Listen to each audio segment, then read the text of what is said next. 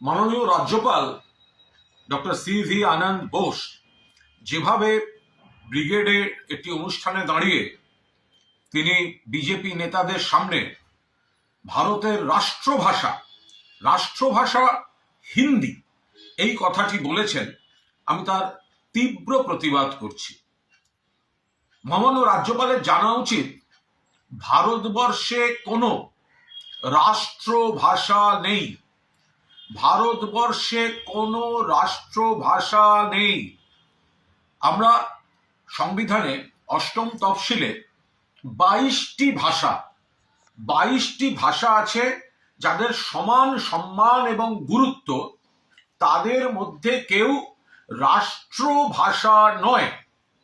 Official language, কাজ চালাবার জন্য সরকার যে ভাষা ব্যবহার করে সেখানে হিন্দি আছে এবং সেটা ধারা অনুচ্ছেদ 343 অনুযায়ী দেবনাগরী বিন্যাসে হিন্দি, কিন্তু সেটা রাষ্ট্রভাষা নয়, সেটা সরকারি কাজ চালাতে ব্যবহার হতে পারে, সে তো ইংরেজিও ব্যবহার হয়, কিন্তু হিন্দি ভারতবর্ষের রাষ্ট্রভাষা এটা কখনো বলা যাবে না।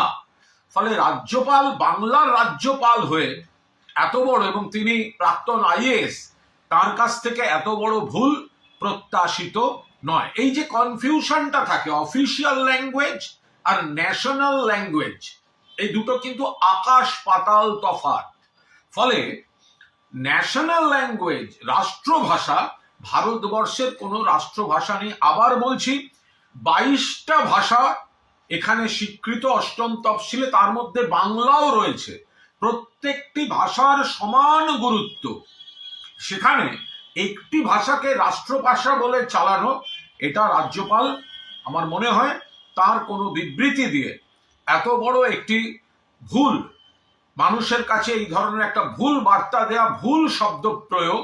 আপনি অফিসিয়াল ল্যাঙ্গুয়েজ শব্দটা যদি বা বলতে পারেন, আপনি ন্যাশনাল ল্যাঙ্গুয়েজ এই শব্দটা আপনি ব্যবহার করতে পারেন না। তার সঙ্গে আপনি মা এবং ধাইমার একটা তুলনা করেছেন, যে আমাদের হিন্দি আছে মা, কিন্তু ধাইমা ইংরেজি বা এই কথাটা, কোনো ভাষাকে এইভাবে এই তুলনা দিয়ে আপনি কি ধাইমাকেও অপমান করছেন?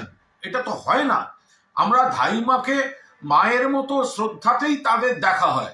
ফলে এই হিন্দি রাষ্ট্রভাষা, এই ভুল তথ্যটা প্রতিষ্ঠা করতে গিয়ে সামাজিক কিছু, যে একেবারে নারীর বন্ধন, আত্মার আত্মীয় যারা, তাদেরকে তুলনার মধ্যে ফেলে ছোট করা, এটা বোধহয় মাননীয় রাজ্যপাল ঠিক হলো না।